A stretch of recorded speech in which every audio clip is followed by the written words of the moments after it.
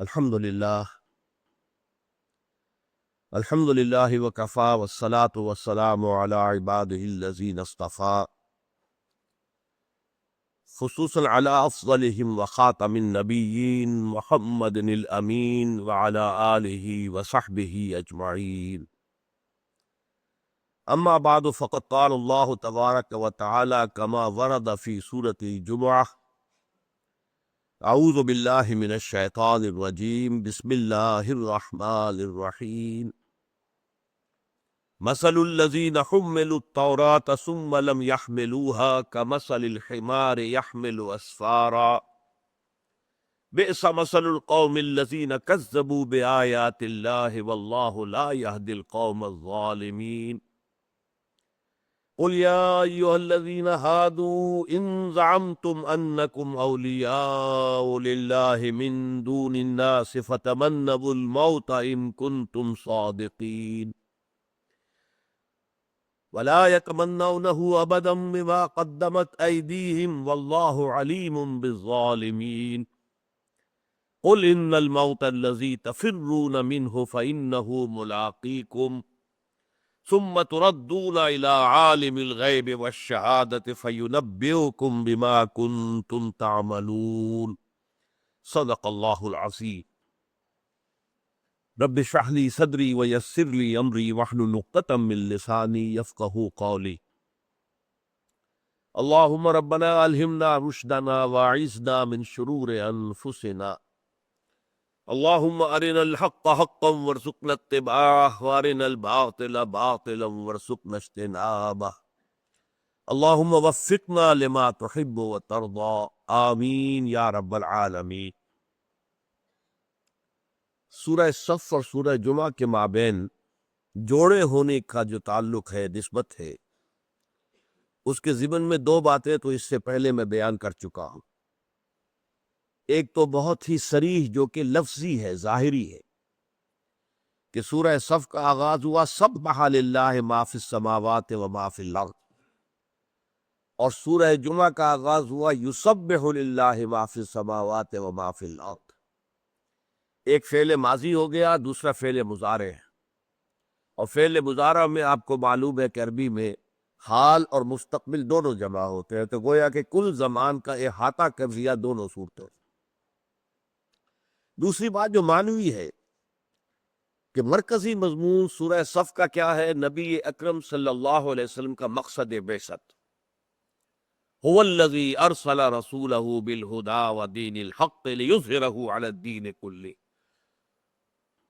اب ظاہر بات ہے کہ یہ مقصد بعثت، اور اس کے لیے پھر دعوت جہاد و قتال، اللہ کی راہ میں جہاد کرو، اور قتال کی نوبت آئے تو قتال کرو، نقد جان ہتھیلی پر رکھ کر حاضر ہو جاؤ۔ یہ مضمون ہے سورہ صف کا۔ سورہ جمعہ میں مرکزی مضمون کیا ہے؟ اس جہاد و قتال کے لیے انسان کیسے فراہم کیے جائے، کہاں سے ملیں گے، دستیاب ہوں گے، پھر انہیں کیسے تیار کیا جائے، ان کی تربیت کیسے ہو۔ یہ مرکزی مضمون ہے سورہ جمعہ کا۔ هو الذی بعث فی الامیین رسولا منہم یتلو علیہم آیاتہ ویزکیہم ویعلمہم الکتاب والحکمہ۔ ان چار چیزوں پر تفصیل سے گفتگو ہو چکی ہے۔ اس کے بعد مزید ایک مضمون جو آ چکا ہے وہ یہ ہے کہ اس امت مسلمہ کی تشکیل کیسے ہوئی ہے۔ اس کے دو حصے ہیں، ایک اس کا نیوکلیس ہے، مرکز ہے، وہ امیین بنو اسماعیل، لیکن پھر مختلف قوموں اور مختلف جو ہے نسلوں کے لوگ اس کے گرد دائروں کے اندر آتے چلے جا رہے ہیں۔ یہ ہے آخرین، دوسرے، اگرچہ معنوی اعتبار سے وہ انہی میں شامل ہے، امیین میں اور آخرین میں معنوی اعتبار سے کوئی فرق نہیں ہے، لیکن ظاہر بات ہے کہ امیین کو یہ بہت بڑی فضیلت حاصل ہے کہ ایک تو حضور خود ان میں سے تھے، نبی یہ امی تھے، اور نمبر دو یہ کہ ان کی زبان میں اللہ تعالیٰ کا آخری کلام آیا۔ اب اس کے بعد آج تیسری مشابہت نوٹ کیجئے۔ سورہ صف میں بھی جو دوسرا حصہ تھا 4 آیات کا، ان میں سابق امت مسلمہ یعنی یہود، ان کے کردار کو بطور نشان عبرت سامنے لایا گیا کہ اے مسلمانوں کہیں ایسا نہ ہو کہ تم بھی انہی کے نقش قدم پر چلو۔ انہیں جب حضرت موسیٰ علیہ السلام نے دعوت دی، دعوت قتال، انہوں نے کوڑا جواب دے دیا، فَاذْهَبْ أَنْتَ وَرَبُّكَ فَقَاتِلَا إِنَّا هَاهُنَا قَاعِدُونَ۔ چنانچہ وہاں پہ فرمایا گیا وَإِذْ قَالَ مُوسَىٰ لِقَوْمِهِ يَا قَوْمِ لِمَ تُؤْذُونَنِي وَقَدْ تَعْلَمُونَ أَنِّي رَسُولُ اللَّهِ إِلَيْكُمْ فَلَمَّا زَاغُوا أَزَاغَ اللَّهُ قُلُوبَهُمْ وَاللَّهُ لَا يَهْدِي الْقَوْمَ الْفَاسِقِينَ۔ پھر حضرت عیسیٰ کے ساتھ ان کا جو رویہ رہا، پھر حضور کے ساتھ جو رویہ رہا، تو ایک مفصل یوں سمجھیے کہ فرد جرم ان پر عائد کی گئی، لیکن در حقیقت یہ فرد جرم تو سورہ بقرہ میں ہے، بڑی تفصیل سے 10 رکوع ہے پورے مکمل۔ یہاں صرف کس اعتبار سے ہے کہ مسلمانوں تمہارے لیے یہ نشان عبرت ہے، دیکھو کہیں ایسا نہ ہو کہ یہی حشر تمہارا بھی ہو جائے۔ اسی طریقے سے سورہ جمعہ میں بھی جو دوسرا حصہ ہے 4 آیات پر مشتمل، اس میں یہود کو، سابقہ امت مسلمہ کو پھر ایک نشان عبرت کے طور پر لایا گیا۔ یہاں کس اعتبار سے؟ دیکھیے، جب حضور کی بعثت امیین میں سے ہوئی اور امیین کی زبان میں اللہ کا آخری کلام نازل ہو گیا، لیکن حضور کی بعثت آخرین کے لیے بھی ہے، تمام انسانوں کے لیے ہے، روئے ارضی کے تمام انسان اور تا قیامت آنے والے تمام انسانوں کی طرف حضور کو نبی بنا کر بھیجا گیا۔ اور اس کا طریقہ اب کیا تھا کہ جو کتاب نازل ہوئی محمد پر صلی اللہ علیہ وسلم، جس کے ذریعے سے آپ نے لوگوں کو کھینچا، پھر لوگوں کے دلوں میں ایمان پیدا کیا، پھر ان کا تزکیہ کیا، پھر انہیں شریعت کی تعلیم دی، اور آخر میں حکمت کی تعلیم دی، ان چاروں چیزوں کا مجموعہ جو قرآن مجید ہے وہ اب وراثت کے طور پر منتقل کر دیا گیا امت محمد کو صلی اللہ علیہ وسلم۔ اب ان کے ذمہ لگا دیا گیا کہ اس قرآن کا حق ادا کرو۔ یہ قرآن پوری نوع انسانی کی ہدایت کے لیے نازل ہوا ہے، اب اسے ان تک پہنچانا، انہیں سمجھانا، ان کے لیے اس کی وضاحت کرنا، پھر یہ کہ اس پر خود عمل کرنا، عمل کی دعوت دینا، پھر یہ کہ اس نے جو نظام تمہیں دیا ہے اس نظام کو قائم کر کے دکھانا تاکہ ایک ماڈل سامنے رہے نوع انسانی کے، یہ تمہاری ذمہ داری ہے۔ اس کام کے لیے اب بنی اسرائیل کا حوالہ دیا گیا۔ دیکھو، تم سے پہلے بھی ایک امت تھی، وہ موسیٰ کی امت تھی، تم محمد کی امت ہو صلی اللہ علیہ وسلم وعلیہ الصلاۃ والسلام۔ تمہیں قرآن دیا گیا، انہیں تورات دی گئی، اور رسول کی وراثت کتاب ہی ہوتی ہے۔ نحن معاشر الانبیاء لا نرث ولا نورث، حضور نے فرمایا کہ ہم جو انبیاء کی جماعت ہیں، ہمیں نہ تو کوئی وراثت ملتی ہے اپنے باپ دادا سے، نہ ہی ہماری کوئی وراثت منتقل ہوتی ہے، مادی وراثت ہماری نسل کے اندر۔ ہماری وراثت تو اللہ کی کتاب ہوتی ہے۔ وَإِنَّ الَّذِينَ أُورِثُوا الْكِتَابَ مِن بَعْدِهِمْ لَفِي شَكٍّ مِّنْهُ مُرِيبٍ، یہ سورہ شورى میں فرمایا گیا کہ رسولوں کے بعد جو ان کی امتیں وارث بنائی گئیں کتاب کی، وہ رفتہ رفتہ ان کا یقین اس کتاب پر سے اٹھتا چلا گیا، کمزور ہوتا چلا گیا، شکوک و شبہات پیدا ہو گئے، یہ واقعتاً اللہ کا کلام ہے یا نہیں؟ اسی سے پھر ان کے اندر ساری بد عملی اور بے عملی پیدا ہوئی۔ تو اسی اعتبار سے حضور نے اپنے آخری خطبے میں، خطبہ حجۃ الوداع، اس میں جو آخری بات کہی تھی وہ کیا تھی؟ قد ترکت فیکم لا ان اعتصمتم بہ لن تضلوا ابدا کتاب اللہ۔ دیکھو مسلمانوں، میں تو اب جا رہا ہوں۔ آپ نے خطبہ جو ہے شروع کیا تھا ان الفاظ سے کہ مسلمانوں شاید کہ اب دوبارہ اس مقام پر ملاقات نہ ہو، یعنی یہ آخری حج ہے میرا، اور اسی لیے آپ نے بہت کھلی دعوت دی تھی کہ خذوا عنی مناسککم، دیکھو مجھ سے پوچھ لو، یہ جو مناسک حج ہے، کوئی سوال آئے پوچھو، مجھ سے پوچھو، اس لیے کہ شاید دوبارہ میری تم سے ملاقات نہ ہو۔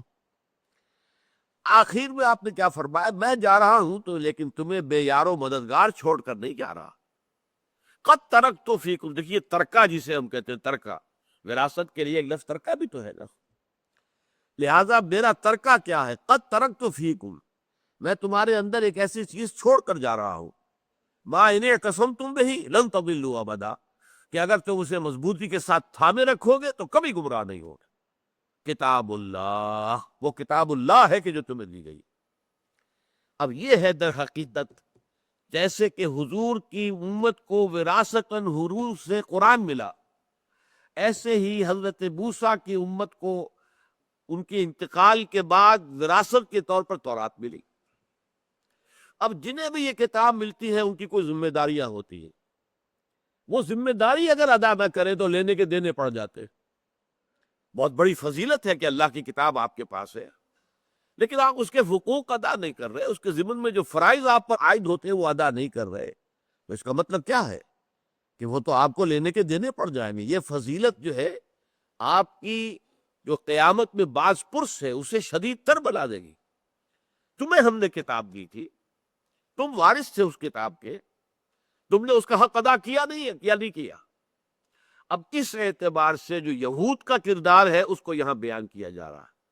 لیکن نوٹ کر لیجیے پھر کہ در حقیقت یہ کس لیے بیان ہو رہا ہے ان صورتوں میں کہ ایک نشان عبرت، دیکھو کہیں اے مسلمانوں تم بھی ایسا نہ کرنا، کہیں ایسا نہ ہو کہ تمہارا طرز عمل بھی وہی ہو جائے۔ چنانچہ فرمایا گیا مثل الذین حملوا التوراۃ ثم لم یحملوها، مثال ان لوگوں کی جو حامل تورات بنائے گئے تھے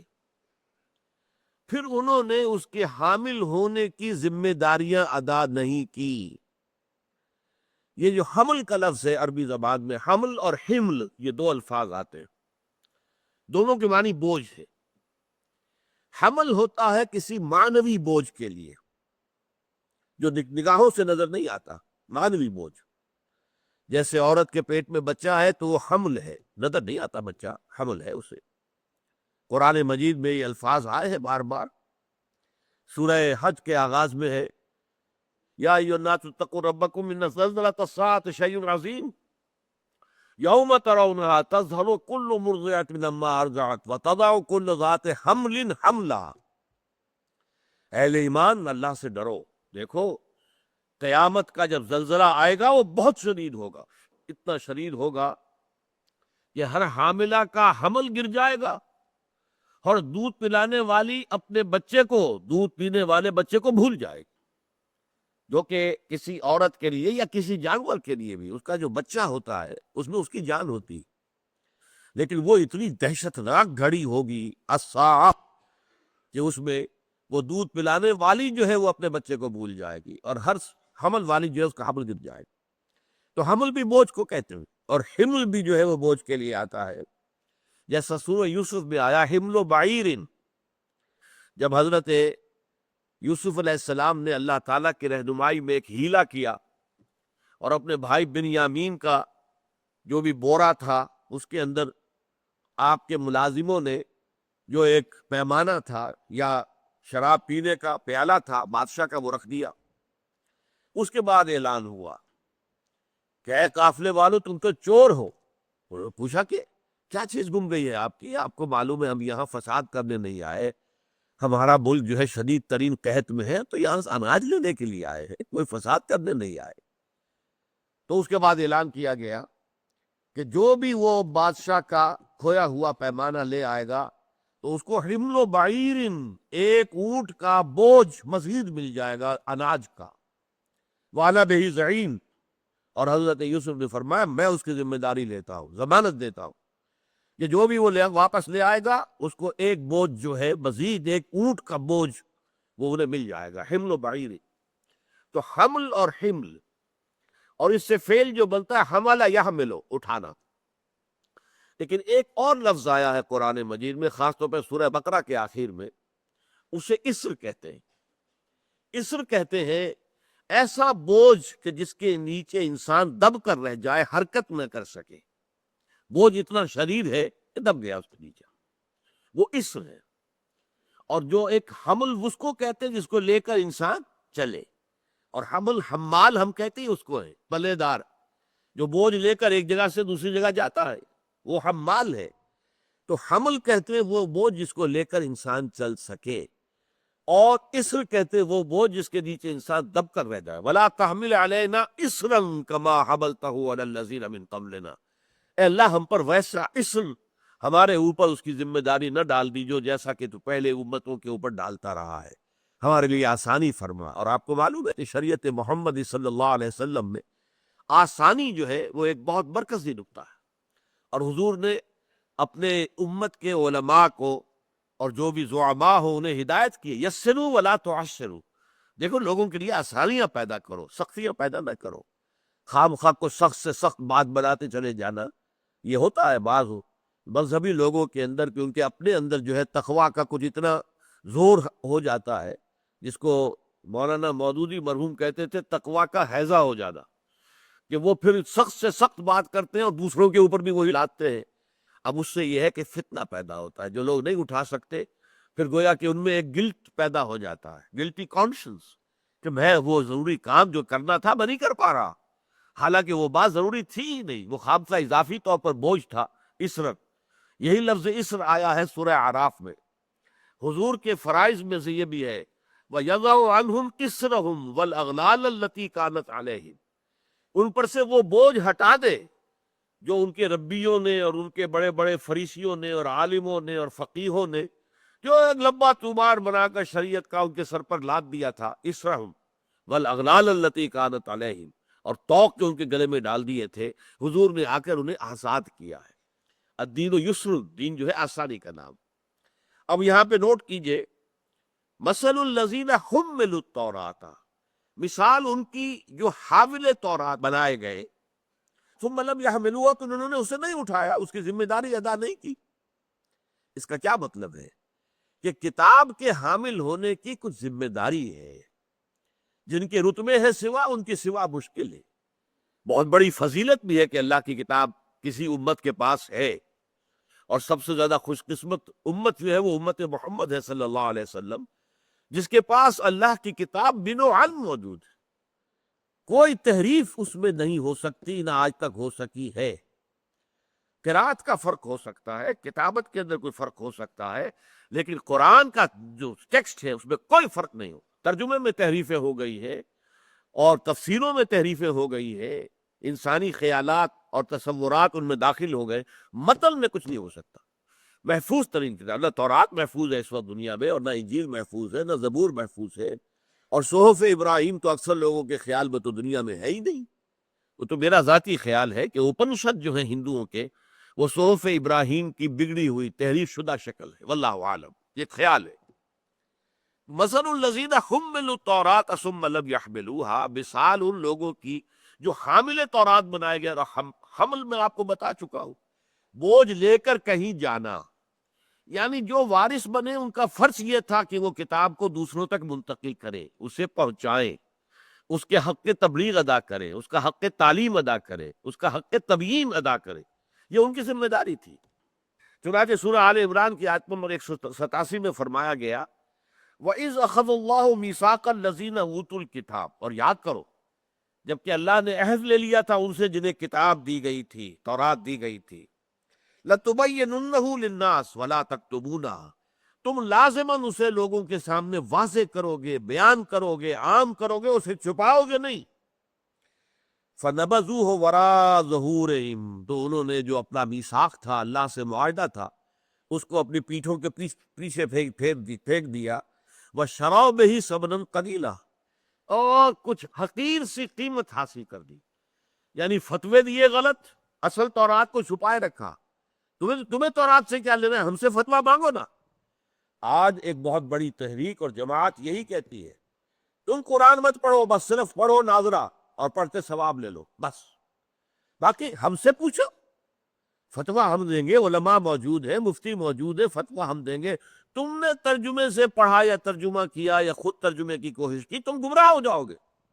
یہ آج کی ایک بہت بڑی تحریک اور جماعت کا، اور عام طور پر بھی علماء کا خیال ہے کہ عام آدمی کو جب تک کہ وہ 16 برس کی تعلیم حاصل نہ کرے، چٹائی توڑ،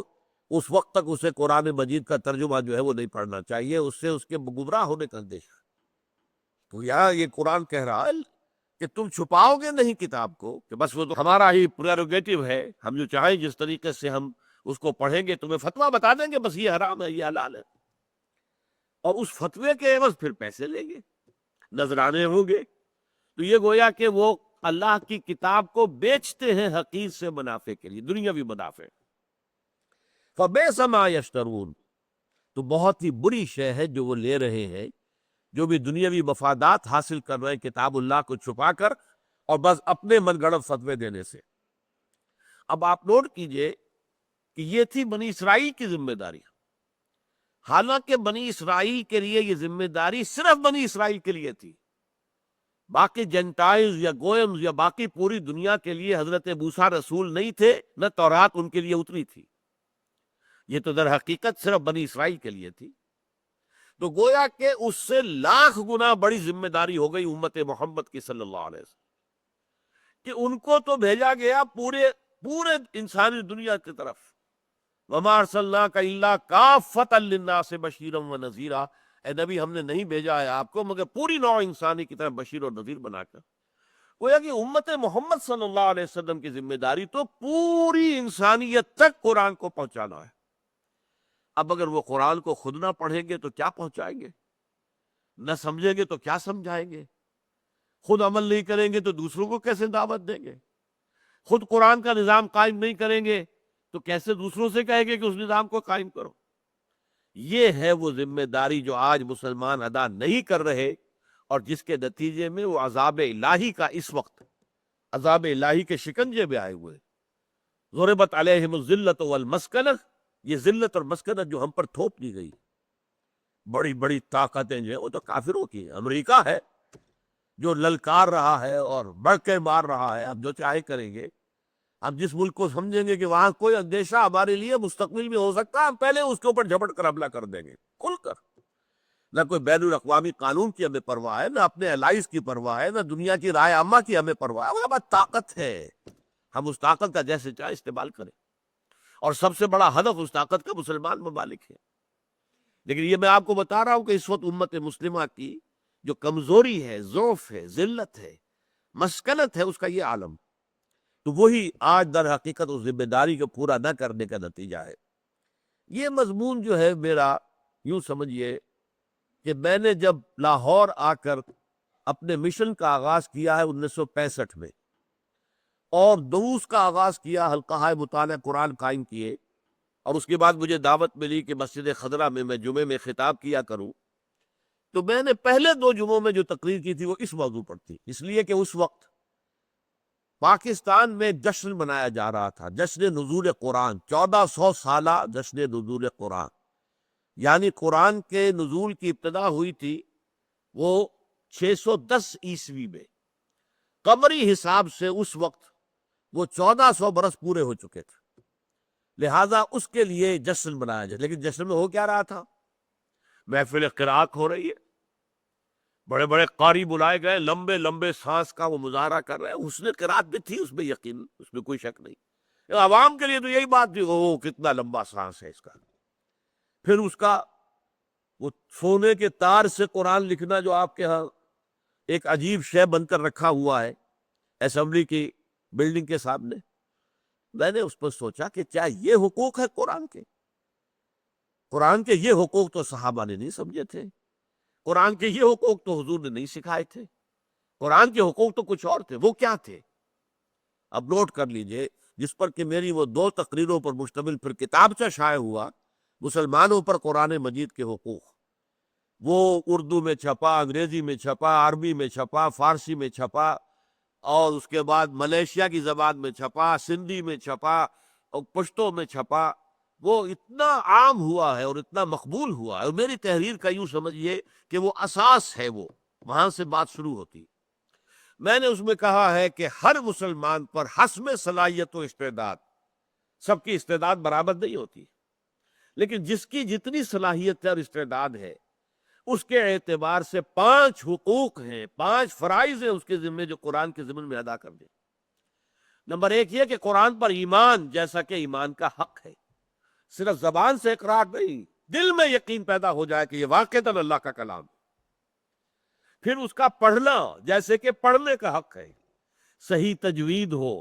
صحیح مخارج سے الفاظ ادا ہو رہے ہو، اس کے اندر ایک پھر ملکوتی غنا آ جاتا ہے، اس کی اپنی ایک ڈیوائن میوزک ہے، اس کی موسیقی ہے۔ آپ اگر مصری قراء کو پڑھتے ہوئے سنیں تو معلوم ہوتا ہے کہ واقعتاً ایک غنا ہے، ایک موسیقی ہے۔ اور یہ شاید آپ کے علم میں نہ ہو کہ مصر میں 2 ہستیاں نہایت محبوب تھی، ایک ان کی گلوکارہ تھی، جیسے آپ کے یہاں ملکہ ترنم تھی، ایسے کلثوم ان کی گلوکارہ تھی، وہ اس کے گانوں کے اوپر بسری جو ہے وہ قربان ہوتے تھے اور ٹوٹ پڑتے تھے جہاں کہ اس کا گانا ہو رہا، اور یا پھر شیخ عبد الباسط محمد عبد الصمد کی قرات تھی، وہ بھی اتنی ہی محبوب تھی انہیں، جہاں کہیں بھی اس کی محفل ہو وہ ٹوٹ کر جاتے تھے۔ اس میں ڈیوائن غنا ہے تو پڑھو جیسا کہ پڑھنے کا حق ہے۔ نمبر 3، اسے سمجھو جیسے کہ سمجھنے کا حق ہے۔ اس میں یہ بھی ہے کہ تذکر کے لیے سمجھنا آسان ہے، تدبر قرآن کا حق ادا کرنا آسان نہیں ہے۔ اسی طریقے سے پھر اس پر عمل کرو جیسا کہ عمل کرنے کا حق ہے۔ عمل انفرادی بھی ہے، اجتماعی بھی ہے۔ انفرادی احکام جو آئے ہیں ان کو میں انفرادی زندگی میں ادا کروں، اجتماعی احکام میں ایک نظام قائم کروں جس میں کہ تمام احکام جو ہیں وہ جو بھی ہو قوانین ہیں شریعت کے، جو اجتماعی نظام کے بغیر نہیں نافذ ہو سکتے۔ چور کا ہاتھ کاٹو، یہ ایک آدمی نہیں کاٹ سکتا، بلکہ وہ تو نظام کے تحت ہوگا تو ہوگا۔ رجم کی سزا اگر ہے شادی شدہ زانی اور زانیہ کے لیے تو وہ ایک آدمی تو نہیں کر سکتا۔ سود کو حرام کرو، جوئے کو حرام کرو، یہ اجتماعی فیصلہ ہوگا۔ لہذا اس کے لیے اجتماعی نظام قائم کرنے کی جدوجہد، اور پھر اسے عام کرو، پھیلاؤ، لوگوں تک پہنچاؤ، تعلیم دو، تبیین کرو، اس کی وضاحت کرو۔ یہ 5 حقوق ہیں کہ جو تورات کے ضمن میں بنی اسرائیل پر، یہود کے اوپر عائد کیے گئے۔ جب انہوں نے وہ ذمہ داری ادا نہیں کی تو فرمایا مثل الذین حملوا التوراۃ ثم لم يحملوها كمثل الحمار يحمل اسفارا، مثال ان کی جو حامل تورات بنائے گئے پھر انہوں نے اس کی ذمہ داری کو ادا نہ کیا، ان کی مثال ان گدھوں کی سی ہے کہ اس گدھے کی سی ہے جس پر کتابوں کا بوجھ لدا ہوا ہو۔ یہ سین فے آ سے جو لفظ بنتا ہے یہ بڑا عجیب ہے۔ اس کے اندر مفہوم ہے انکشاف، کوئی نئی چیز معلوم ہونا، کوئی نئی بات آپ کے علم میں آئے، انلائٹنمنٹ۔ لہٰذا یہ کتاب کے لیے بھی استعمال ہوتا ہے، صفر جس کی جمع اسفار ہی ہے۔ تورات کی کتابوں کو کہا جاتا ہے، کتاب بھی کہا جاتا ہے جو اس کے ابواب ہے۔ کتاب پیدائش، سفر پیدائش، کتاب خروج، سفر خروج۔ پھر سفر کے معنی ایک روشن ہو جانے کے بھی ہے کہ فجر کے وقت، یہ ہمارے ہاں ایک اختلافی مسئلہ ہے، اہل حدیث حضرات جو ہے ان کا موقف یہ ہے کہ فجر کی نماز ایسے ادا کرنی چاہیے کہ ابھی اندھیرا ہو، اس کو کہتے ہیں غلس میں ادا کرنی چاہیے۔ لیکن ہمارے حنفی جو ہے وہ کہتے ہیں کہ نہیں، اسفار میں ادا کرنی چاہیے، سورج طلوع تو نہ ہو لیکن اس سے پہلے اس کی کچھ روشنی ہو جائے۔ تو سفر کے معنی روشنی بھی ہے، اس کے معنی کتاب بھی، اس کے معنی سفر جو ہے، کیونکہ آپ سفر کرتے ہیں تو نئے حقائق آپ کو معلوم ہوتے ہیں۔ آپ دنیا کے دوسرے ملک میں گئے ہیں تو آپ کو جا کے معلوم ہوا کہ وہاں کے کیا تمدن ہے، کیا تہذیب ہے، لوگوں کا کیسے رہن سہن ہے، وہ آپ کے پہلے علم میں تو نہیں تھا۔ تو اس میں اعتبار سے کتابوں کو بھی صفر کہا گیا۔